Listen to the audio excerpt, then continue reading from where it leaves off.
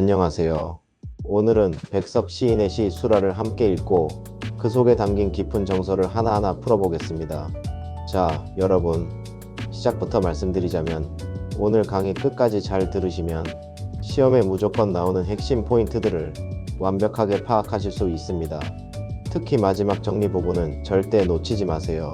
이 시는 거미 한 마리에서 시작되지만 점점 더 큰 이야기를 품고 있는 작품입니다. 가족, 공동체, 그리고 죄책감과 연민이라는 감정이 어떻게 점층적으로 깊어지는지를 살펴볼 수 있는 시이기도 합니다. 자, 첫 구절부터 보겠습니다.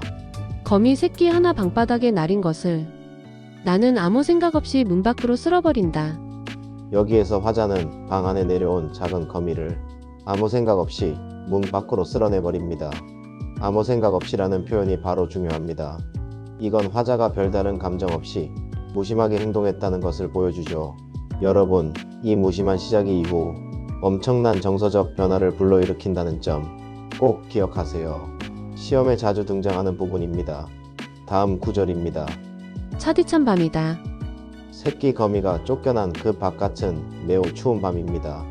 여기서 차디찬이라는 표현은 단순히 날씨를 설명하는 것 같지만 사실은 상징적인 의미가 더 큽니다. 따뜻한 실내와 대비되는 냉혹한 바깥 세상을 상징하는 거죠. 이 한 줄로 이 시가 말하고자 하는 인간 공동체의 단절과 외로움을 암시합니다. 이런 상징적 표현은 백석 시인의 뛰어난 기법 중 하나입니다. 그리고 다음 장면. 어니젠가 새끼 거미 쓸려나간 곳에 큰 거미가 왔다. 시간이 흐른 후 처음에 새끼 거미가 쫓겨난 자리에 이번에는 큰 거미가 나타납니다. 여기서 어니젠가는 평안도 방언으로 언젠가라는 뜻입니다. 백석 시인은 방언을 사용해서 시의 정서를 더욱 토속적이고 현실감 있게 만들고 있습니다. 잠깐, 이 방언 사용은 시인만의 독특한 문체적 특징이니 꼭 기억해 두세요. 시험에서는 이런 스타일적 특징을 묻는 문제가 종종 출제됩니다. 이 큰 거미는 바로 앞서 내쫓은 새끼 거미, 어미로 암시됩니다. 그러니 이 장면은 단순한 우연이 아닙니다. 화자는 갑작스레 자신이 쫓아낸 거미가 어미의 품을 떠난 새끼였음을 깨닫는 순간입니다. 그래서 바로 다음 구절. 나는 가슴이 짜릿한다. 화자는 큰 거미를 본 순간 가슴이 짜릿할 정도의 충격을 느낍니다. 이건 그냥 놀람이 아닙니다. 앞서 무심하게 쫓아낸 행동이 이제는 되돌릴 수 없는 결과로 이어졌다는 자각 때문입니다. 이때부터 화자의 감정은 무심함에서 죄책감으로 넘어갑니다. 시의 정서가 전환되는 결정적인 지점입니다. 이런 감정의 변화 곡선을 잘 파악하는 것이 이 시를 이해하는 핵심입니다. 그 다음 장면도 비슷하지만 감정의 농도가 달라집니다. 나는 또 큰 거미를 쓸어 문 밖으로 버리며 앞서 새끼 거미를 쫓아낼 듯 이번엔 어미 거미를 같은 방식으로 쓸어버립니다. 그런데 같은 행동이지만 이제 화자의 마음은 다릅니다. 반복된 행동이지만 감정은 반복되지 않죠. 여러분, 이 부분이 아주 중요합니다. 시험에서 자주 물어보는 내용인데요. 화자의 내면은 갈등으로 복잡하게 흔들리고 있는 겁니다. 다음 줄에서 그 감정이 명확하게 드러납니다. 찬바퀴라도 새끼 있는 대로 가라고 하며 서러워한다. 화자는 큰 거미에게 춥더라도 새끼가 있는 곳으로 가라고 말합니다. 그리고 그 말을 하면서 스스로 서러워합니다. 서러워한다는 감정 표현을 통해 이 시의 주제가 본격적으로 드러나기 시작합니다.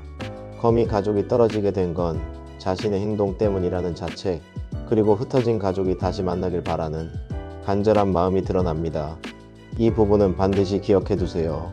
이제 시는 더욱 깊은 정서로 들어갑니다. 이렇게 해서 아린 가슴이 싹기도 전이다.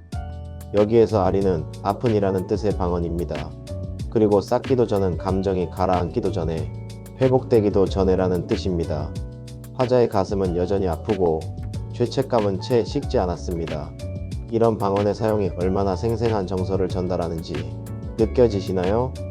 백석 시인의 독특한 매력이 바로 이런 토속적 언어에 있답니다. 그런데 바로 그 순간 또 다른 장면이 등장하죠. 어디서 좁쌀할 만한 알에서 가재 깨인 듯한 발이 채 서지도 못한 무척 적은 새끼 거미가 이번엔 큰 거미 없어진 곳으로 와서 아물거린다. 여기서는 훨씬 더 작은 새끼 거미가 등장합니다. 좁쌀할 만한 채 서지도 못한 무척 적은이라는 표현은 이 존재의 연약함을 강조합니다. 그리고 가재는 방금이라는 뜻, 아물거린다는 희미하게 움직이다라는 뜻인데요. 이 방언들은 시의 분위기를 더욱 토속적으로 만들어줍니다. 시의 분위기를 만드는 이런 언어적 특징도 시험에 자주 출제되니 잘 봐두세요. 이 작은 거미는 큰 거미, 즉 어미가 있었던 자리를 맴돕니다. 이 장면에서 우리는 가족을 잃은 아이의 모습과 겹쳐지는 이미지를 떠올릴 수 있습니다. 그리고 다음 구절. 나는 가슴이 메이는 듯하다. 화자의 감정은 더 깊어집니다. 앞서 가슴이 짜릿했다면 이제는 가슴이 메일 정도로 아픕니다. 화자의 감정이 점점 심화되고 있다는 걸 보여주는 대목입니다. 여러분, 이런 감정의 점층적 심화는 이 시의 구조적 특징이니 꼭 기억하세요. 시험에 자주 등장하는 내용입니다. 그리고 이제 화자는 처음과는 다른 행동을 합니다. 내 손에 오르기라도 하라고 나는 손을 내어미나. 분명히 울고 불고할 이 작은 것은 나를 무서이 달아나 버리며 나를 서럽게 한다. 화자는 이제 손을 내밉니다. 이번에는 받아주려고 합니다. 하지만 이 작은 거미는 도망칩니다. 여기서 울고 불고하리라는 표현은 이 작은 거미를 마치 아이처럼 의인화한 거죠. 그리고 무서이는 방언으로 무서워서라는 뜻입니다. 거미가 화자를 두려워하여 달아나는 장면은 매우 상징적입니다. 받아주려는 마음이 생겼지만 이미 늦어버린 것이죠. 그래서 화자는 더 깊은 서러움을 느낍니다. 이제 마지막입니다. 나는 이 작은 것을 고이 보드라운 종이에 받아 또 문 밖으로 버리며 이것의 엄마 누나나 형이 가까이 이것에 걱정을 하며 있다가 시이 만나기나 했으면 좋으련만 하고 슬퍼한다. 이번에는 화자의 행동이 매우 조심스럽습니다. 고이, 보드라운 종이라는 말에서 그 태도의 변화가 확실히 보입니다. 여러분, 이런 태도의 변화가 시를 이해하는 핵심입니다. 처음에는 무심했던 화자가 점점 더 많은 배려와 연민을 보여주고 있어요. 화자는 이 거미를 가족처럼 생각합니다. 엄마, 누나, 형이라는 표현도 모두 인간 가족의 언어를 쓰고 있죠.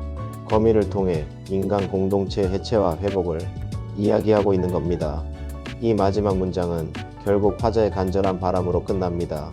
다시 가족이 만나기를 걱정하고 있는 가족이 근처에 있기를 바라는 마음, 그것이 바로 이 시의 주제입니다. 이제 시험에 무조건 나오는 부분만 정리할게요. 지금부터 끝까지 반드시 귀 쫑긋해 주세요. 이 부분은 시험에서 절대 놓치면 안 됩니다. 이 시는 크게 세 부분으로 나뉘는데 각 부분마다 다른 거미와 화자의 감정 변화가 대응됩니다. 처음엔 무심함, 다음엔 죄책감, 마지막엔 깊은 연민으로 발전하죠. 핵심 표현 기법은 4가지입니다. 첫째, 거미 가족은 흩어진 인간 가족과 민족 공동체를 상징합니다. 둘째, 거미에게 가족 호칭을 붙이는 의인화를 통해 정서적 공감을 이끌어냅니다. 셋째, 같은 행동의 반복 속에서 화자의 감정 변화를 보여주는 변주 기법이 사용됩니다. 넷째, 차디찬 밤과 따뜻한 실내의 대조를 통해 상징적 의미를 강화합니다. 시의 주제는 가족 공동체의 해체와 회복에 대한 염원입니다. 백석은 일제강점기라는 시대적 배경 속에서 거미 가족의 이야기를 통해 민족 공동체의 아픔과 회복의 소망을 표현했습니다. 이런 내용들을 잘 기억해두면 내신은 물론 수능에서도 큰 도움이 될 것입니다. 오늘 강의는 여기까지입니다.